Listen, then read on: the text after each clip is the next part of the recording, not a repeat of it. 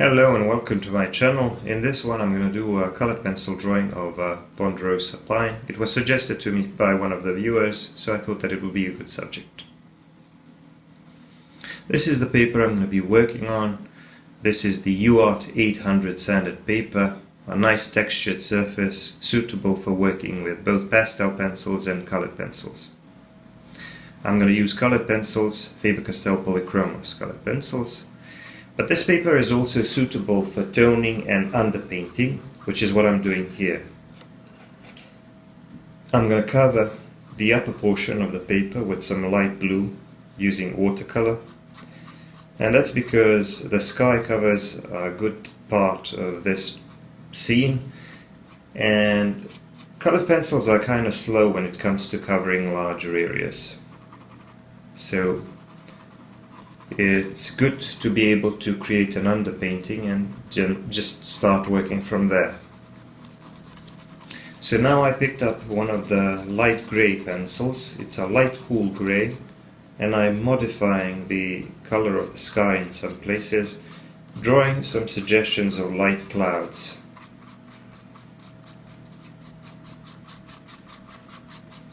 I'm going to add a little bit more of those here in the middle.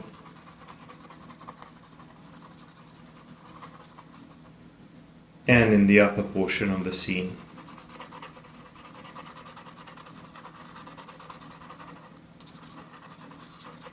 So like I said, doing the underpainting makes things a lot quicker and easier when you're working with colored pencils, but a lot of people also use that technique when they work in pastel, because it's easier to overcome the background color of the paper.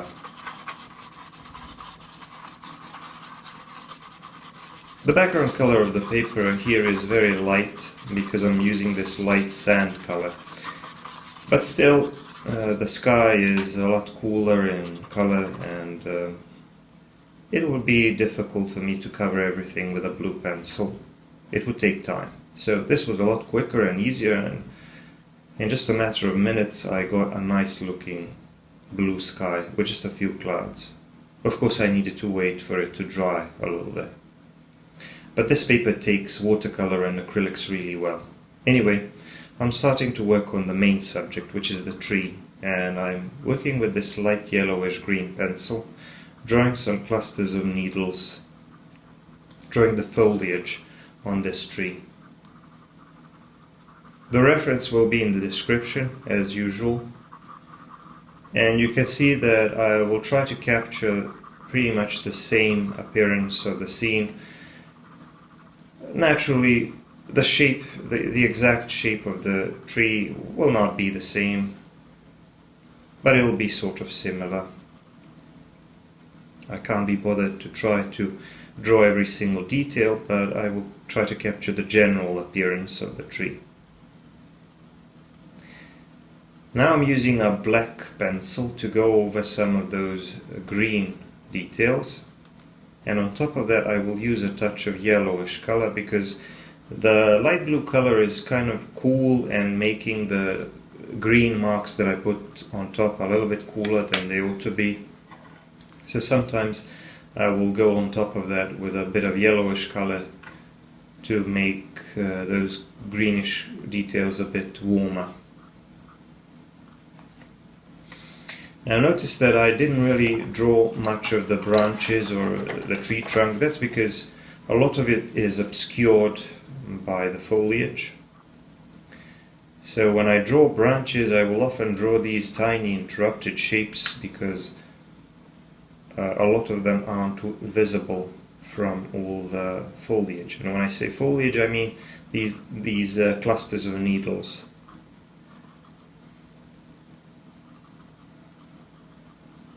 This is not something that requires the same amount of precision as, for example, drawing a human portrait. But if I want it to look like the type of the tree that I'm drawing, I will need to capture not just the overall shape of the tree, but also the shape and the texture of the canopy and these clusters of needles that form around the branches that grow out to the sides of the tree trunk.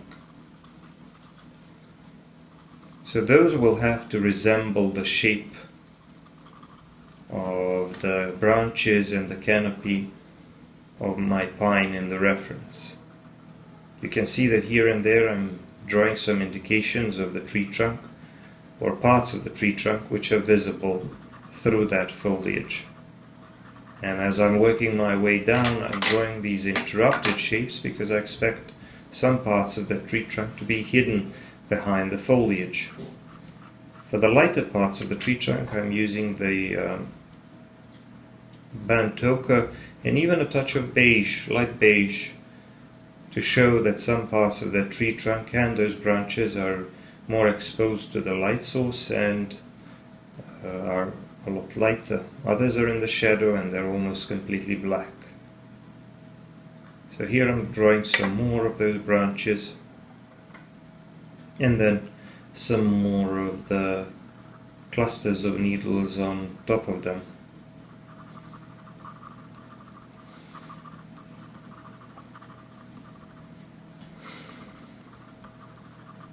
Adding a little bit more on the right side as well, and then modifying the appearance and the texture using the black pencil.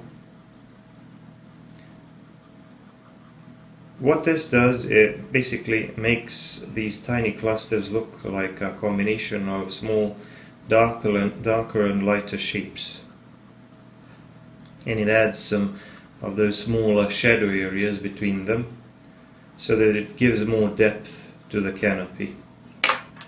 It makes it look more three-dimensional. Every now and then I go back in with this gold yellow colored pencil to make some parts of the canopy a bit more yellowish, especially the part of the canopy that is more exposed to the light source. And the light is coming from above but more from the left side, so the left side is going to be a little bit lighter but also a bit warmer in color. Every now and then I just go back and make some parts of the shadow areas even darker by going over them one more time with a black pencil to deepen some of the shadows and maybe add some other shadow areas, larger shadow areas like here on the right, where we have a whole group of branches and clusters of those needles which are completely in the shadow. And whenever you draw a shadow area like that, it allows the lighter areas to pop out, because it looks like those lighter segments of the tree or of the canopy are more exposed to the light source, while others are more tucked in or hidden deeper in the canopy or hidden from the light source. I keep using this light yellowish green as a base color for the foliage, and I keep working on those small shapes patiently. The trick, I think, is to maintain that smaller size of your marks so that you can capture the exact shape or a similar shape of those tiny clusters of needles. You want to vary their size a little bit to a certain degree, because some of them are going to be a little bit larger than others and some of them are going to be a little bit further away than others. But for the most part, you want to be careful not to draw them too large, because then the whole appearance of the foliage won't look very convincing. I'm drawing the rest of the tree trunk here, and now we can see pretty much its size and the shape and thickness.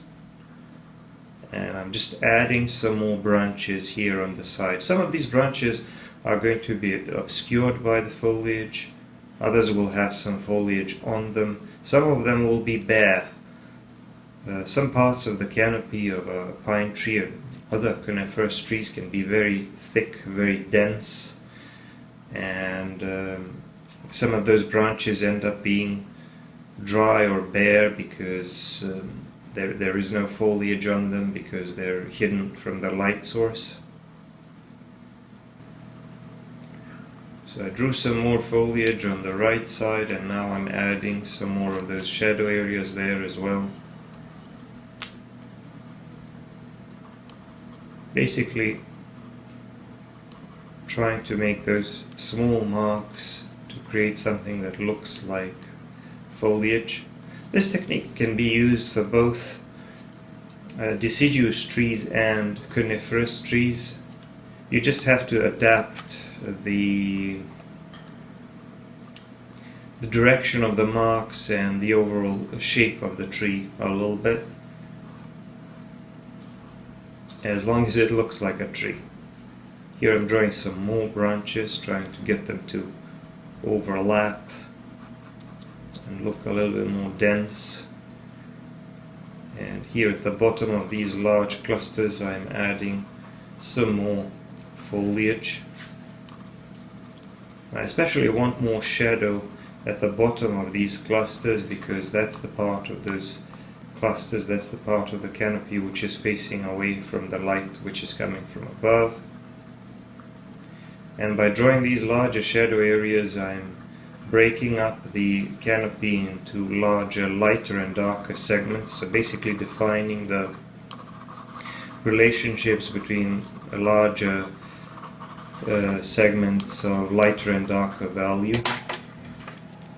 And these are just as important as the texture of the foliage, if not more important, because that's what will give the viewer the idea about the overall shape of the canopy.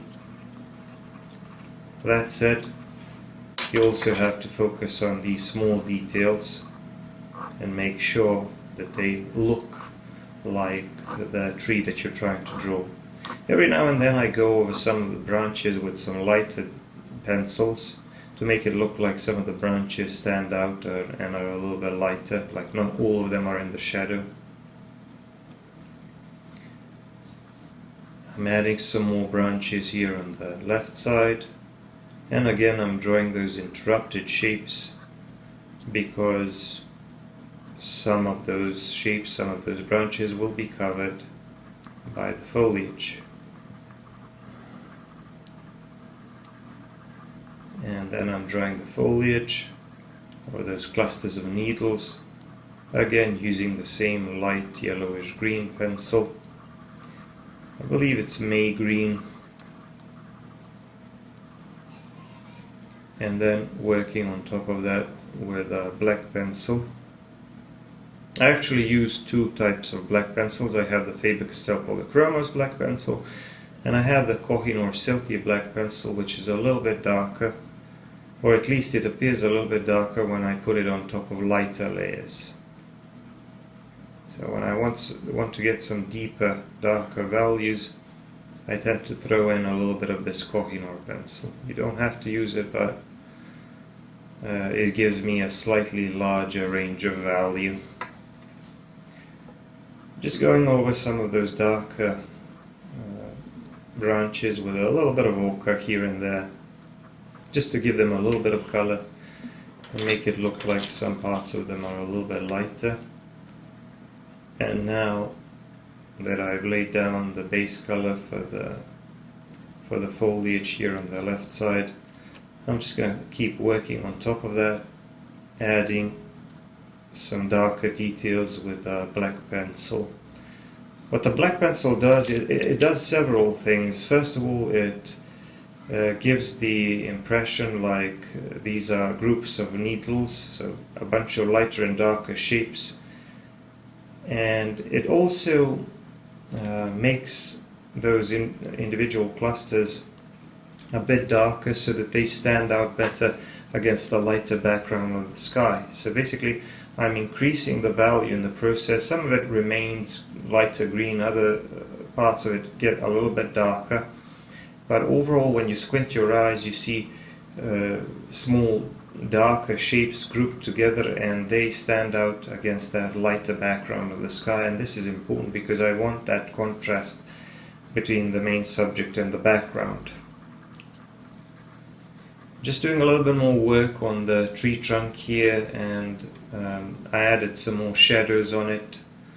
I'm also adding some of these lower hanging branches, a lot of which are completely bare, without any foliage on them.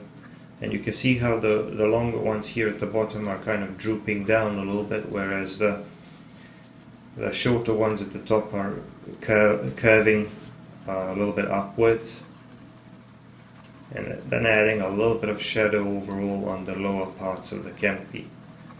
So if you look at the tree trunk, you can see that I achieved a nice contrast because some parts of that tree trunk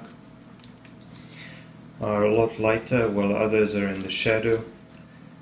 And I'm drawing the shadow areas mostly with a black pencil, making it look like some of the larger branches are casting those long shadows over the tree trunk, and that's what's making the tree look more three-dimensional, those large shadows.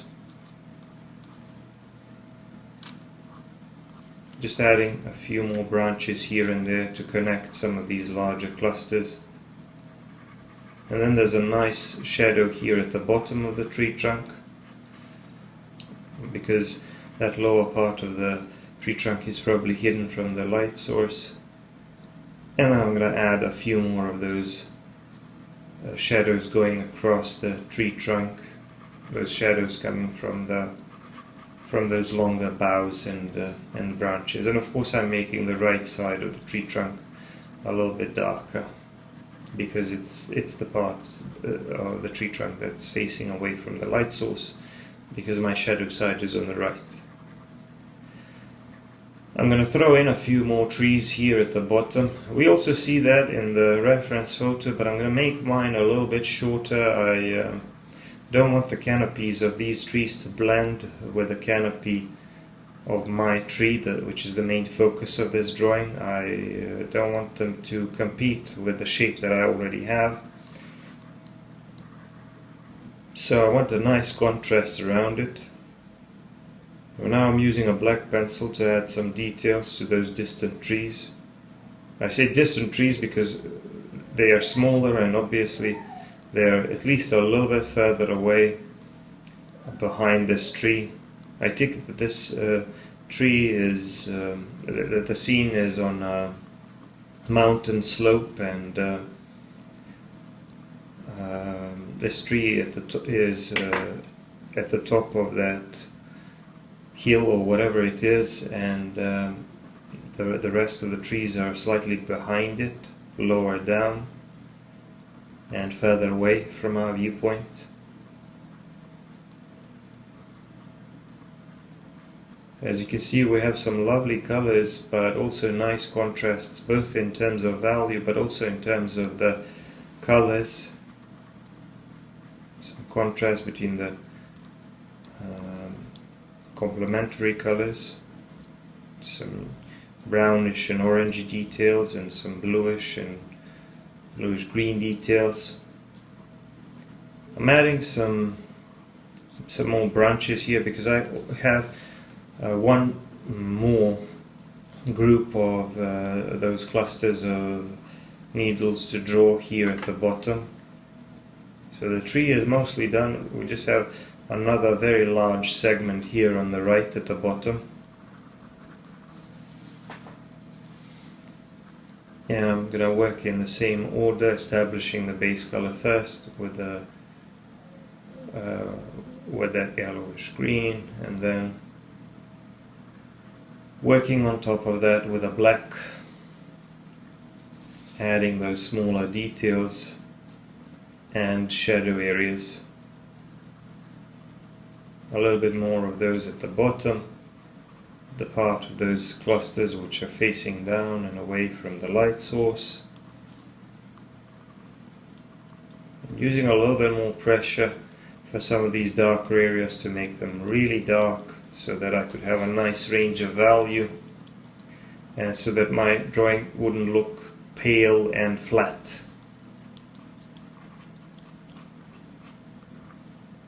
I'm using a light beige to go over some of the branches to make them stand out a little bit. I don't want all of them to be black, I don't want all of them to be in the shadow, I want some of them to pop out. a good part of this canopy is exposed to the light, to the sunlight, and some parts of the canopy and those branches will be of a lot lighter value.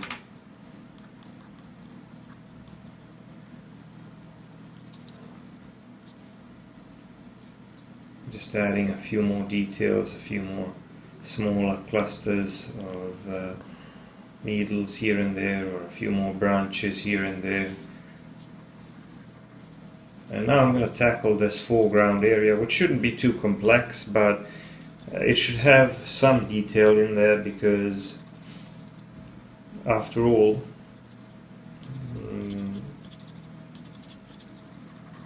it's the foreground, so the foreground needs to be detailed.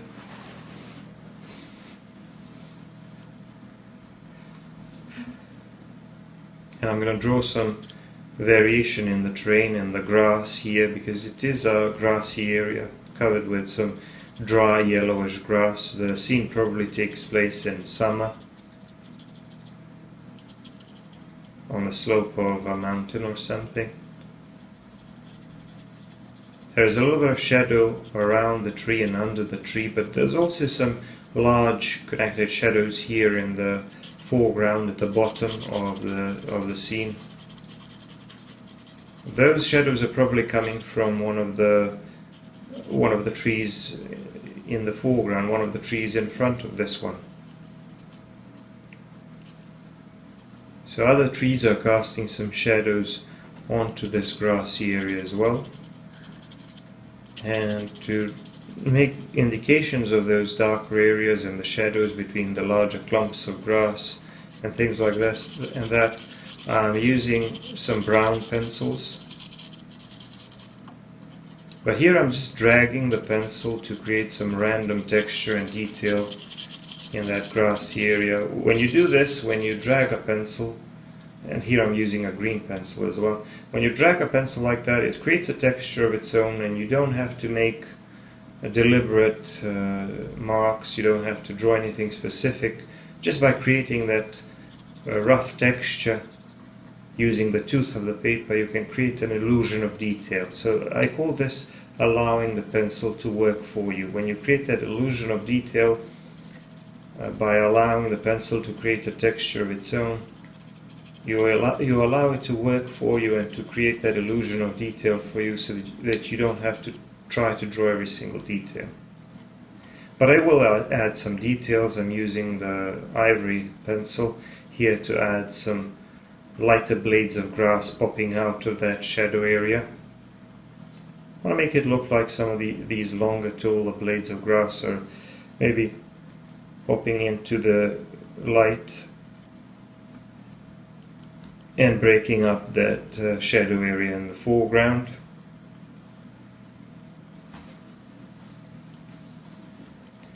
I don't need to overdo it, but I can just add a few of them here and there, and with just a few of those suggestions it will indeed look like a grassy area. I'm adding a few of them here around the tree, in front of those trees in the back. So I think this approach will make the foreground area a lot more interesting. I'm going to add another tree here on the right, probably the last one. Just a little bit of green, maybe a little bit of ochre for the tree trunk. All of the trees in the background are supposed to be pine trees, but obviously they come in different sizes and shapes. The older pine trees especially can have some unusual looking shapes, although generally they tend to be conical and tapering, but that doesn't always have to be the case. I made mine a little bit more elongated and a bit more conical than it is in the reference, I suppose. Just adding a few more touches of the yellowish color to get some warmer tones on the parts of the canopy which are exposed to the sunlight. Because I'm almost done here, and putting down some finishing touches on the foreground area with a black pencil.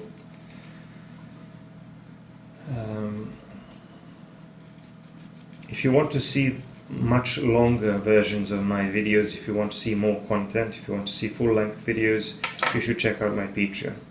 Thanks for watching.